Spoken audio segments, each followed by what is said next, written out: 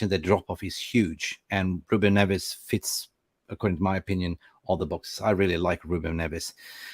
Should we just continue on this road path, because we are running out of time, and I don't like to stress. But anyway, Jude Bellingham. Everyone knows who Jude Bellingham is. We know that Borussia Dortmund is running an extortion price. They sold us Jadon Sancho for the similar price. They even came out to offer him a contract extension to bump up the price to 150 million euros and release clause, but the current market evaluation is 120 million. Do you think who can afford to trigger Jude Bellingham to come to? It's either Real Madrid or Manchester United. Guys, take it away. Who can afford Jude Bellingham at this? Can I jump in first? If you don't mind. My ideal scenario is Dortmund take Sancho back for a start. Oh, right? Phil, you don't like that. So if they're valuing Bellingham at 120, they shafted us, 73, 74 million for Sancho. Well, surely take back Sancho for 50. We'll give you 70 for Jude Bellingham. Job done. Thank you. Move on. Wow. That is something. That's certainly a position and a standpoint that I didn't actually think of myself, to be honest. That is certainly up there with something that's a lot more possible than it initially sounds. You know, Sancho doesn't exactly have to prove to the Dortmund hierarchy what he can do. He was absolutely brilliant there, which warranted the move to Manchester United. And I think it's a situation where Sancho, it pains me to say it, because I was a massive advocate for Sancho coming in. We were all very aware of what he was doing out in Dortmund. I think I seen a news article from a couple of years ago that resurfaced when he was at Borussia Dortmund, that he was rated, I think it was by a massive fan poll with hundreds of thousands of fans getting involved, that Jadon Sancho was voted as number 2 in terms of the top young talents, only behind a certain Kylian Mbappe. Which now what you see is quite damning, really, isn't it? So it's certainly a situation, if we've got players like that in terms of bargaining chips, and look, we all are in unison, whatever you think of Sancho, you want him to do well, because ultimately it will benefit Manchester United. But if it's a situation, as Jay's alluded to there, which is quite blockbuster to say the least, if he can be used as a bargaining chip to bring someone like Jude Bellingham, and let's be realistic, who is in much more of a need and desperation for Manchester United than someone like Jadon Sancho is at this moment in time, then why not? But yeah, I think, you know, it goes without saying, we all know what Jude Bellingham's capable of, and next to someone like Casemiro, you're talking about someone who's going to be learning off the best with that heaps of potential. So it's a no-brainer in terms of him. But then the one thing to consider when we're discussing the midfield targets is the fact that Eric Ten Hag's main priority this summer, which has been confirmed by several sources in several parts of the media, is the striker position. And if he's going out 150 million even for a centre forward, can he realistically spend another 100 million on a player like Jude Bellingham without, of course, a bargaining chip of a player? Yep. He's a brilliant player, but can you? I mean, I've seen him play for Borussia Dortmund. I've seen him playing for England, but Premier League is a total different kettle of fish, according to my opinion. So yeah, 120, it's a lot of money. Is it a play that we need? I mean, I don't know. I feel you love Sancho, but we don't want to offend you. I love Sancho. No. At the end of the day, Sancho clearly has not lived up to his expectation. But I do have to remind everybody that he's 23, and I know that we're talking about players that Osimhen, Sesko, and even Vlahovic around a similar age, who are outperforming at the moment. Certainly outperforming him. We know there's been a lot of off the field issues. Ten Hag will know exactly what's going on there, much more than we will know. And he'll make the decision at the end of the day, whether it is to send him out on loan to rediscover his confidence again. Maybe that's the way to do it. I just don't want to see him go. I'm reading again today. It's only more rumours, but the Bellingham is. I've read it for the last few weeks, to be honest. That Bellingham's preferred choice is Liverpool. Now, whether that's true, I don't know. With Klopp, and whether it's true, I don't know. Whether it's just some of the Liverpool fans who are media getting excited by it, I'm not sure. Whether they've got the money for it, I don't know. And then they're not looking like they're going to get Champions League, so would that make a difference? I'm not quite sure. Scott Manderson said something similar about going to end up at Liverpool or City. Have him in a heartbeat, but I agree with Jay. Swap deal and cash and have Sancho back. Yep. Okay. Jude Bellingham is a talent. Is it what we need? We definitely need look at the next clear and obvious one. What I think is going to happen. I think this is going to happen. Even Graham Bailey is saying it. I think this is definitely going to happen. The reason per se is that we all know that Barcelona is a financial tatters at the moment. They pulled all the financial levers as possible. They're scrutinized by FFP. They need to get rid of wage bill about 200 million in access in wage bills. They have problems in even register Gavi, or was it Pedri, or whoever it was. There is a lot of problems. Apparently, Dejong is not on the favorite list to keep. Now, guys, do you think that this is something that will be happening in the summer? It's a situation where do you know what? If I'm being perfectly honest, there has been a very small list of things we can criticize Eric Ten Hag for, but I think the pursuit of Frenkie de Jong last summer is certainly on that list. It almost got to a stage of desperation, and to be honest, it was a situation where it almost affected the Casemiro deal. Casemiro is ready to join Manchester United a lot quicker than what he actually did in the end, but Eric Ten Hag told the Manchester United hierarchy, so I've been told anyway, to hold off on Casemiro in the pursuit of Frenkie de Jong. And now, could you imagine this season without Casemiro in it? I think that speaks for itself. So I think it's certainly a situation where he is hanging his hat on Frenkie de Jong. And to be honest, I've seen plenty of Frenkie de Jong over the last couple of years, certainly under Eric Ten Hag at Ajax a few years ago. He's a very good player, but then this is certainly a situation now. If you've chased someone for 2 seasons, he's got to provide. And we've seen this with Jadon Sancho, albeit it wasn't Eric Ten Hag, but Solskjaer chased Jadon Sancho for 2 seasons. The first season they were priced at as something that Man United didn't want to pay, and then the following season they got him.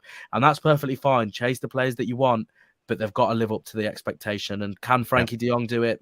It remains to be seen, unfortunately. Yeah, but can you imagine this prospect of Casemiro, Frenkie de Jong, and then Bruno? Whoa. I think it'd be phenomenal. I think if we could get him, it would be awesome. But I think we just need to make sure, and I don't think Ten Hag will get messed about again. It's either, yes, we can have him, or no, we can't. And it's done back within the first few weeks. Clearly, not like chase. It's done, it's clear, or it's not, or you get out. All right. Brilliant. Okay, everyone, Hodometer, Frenkie de Jong to Manchester United in the summer. Big chance. 3, 4. Yeah, there seems to. Let's see what happens. Let's move on. We're running way over time, people, and everyone wants to go back to it. I think it's 0-0 Tottenham still. This one that I like, basically to play as a Casemiro replacement number 2. It's Ruben Neves. Apparently on the market, 40 million. His contract is expiring in 2 years, I think, 2026. Guys, we've been linked to Ruben Neves. Do you think he's going to end up either at Manchester United or he's going to go somewhere else? I take Ruben Neves right now this minute over Frenkie de Jong if he's option B. Frenkie de Jong is like we've all in our lives at some point chased after a female at some stage, and you finally get her, and then after one date, thinking, hang on a second, this is not what I expected. She can't string a sentence together. She got no opinions. She actually bores me. I need to get red. So Frenkie de Jong, after 2 seasons, would be under immense pressure to come in day 1 in August, hit the ground running. And I think it was Anil alluded to it. Sancho certainly didn't do it. So after chasing De Jong all last summer, and do you think Ten Hag is prepared to spend an entire summer again flirting with De Jong, hoping that De Jong will look at him again over crowded room, make some eye contact? I wouldn't risk it. I go on Neves right now. Me too, to be honest. Phil? Yeah, I think he's absolutely fantastic. I think if we can get De Jong, and it's like I just said, it's already signed, agreed, or it's already a clear deal, then I think we'd be stupid not to get him after what we did last season and chase him. If it's down to money, if that would impact us getting the likes of Osimhen and Sesko, if it's all, you've got to think of financial fair play as well. So Neves absolutely will be a fantastic option. I know we're going to come to Tielemans next, but I think he's on a free as well. So you've got to look at those sort of options. But Neves, fantastic player, Premier League proven. I know we've said yes and no to that, but the guile and what he brings to it. He's a captain for the team. He brings a lot to Wolves, even though Wolves aren't having the greatest season at all. He's still got that 30-yard strike rocket in his rocket in his I was saying rocket in his pocket. That's the wrong phrase. Wrong show. Rocket in his locker. And so, yeah, that's exactly what, I think. And also the Portuguese connection is also very important. Yeah. I mean, yeah. No, I think he's a perfect player. I wanted him in the summer. Definitely. I mean, if you're going to spend 40 million plus an Osman, this is sensitive business. You still get very good midfielder, and leads us to the next. So for me, Ruben Neves is any given Sunday if you're going to go in the transfer market. Depends on what budget you had, but here is a one that I will get for free. 100%. I will go in for him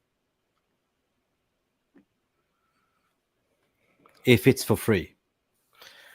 Yeah, I think again, but realistically, this. Again, it's a player that obviously would be welcome. He's a player that I don't think we've quite seen the best of, really. There is obviously a question over his work rate, which is something that I think's followed him around in his career, certainly to the latter stages of his Leicester time.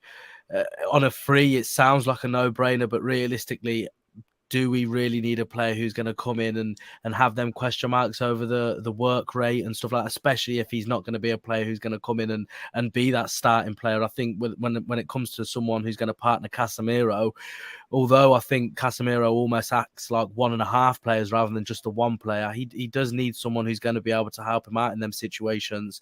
And although he can hold it down for plenty of the games, realistically, is Tielemans the guy that you want next to Casemiro out of all the options, even though he's on a free?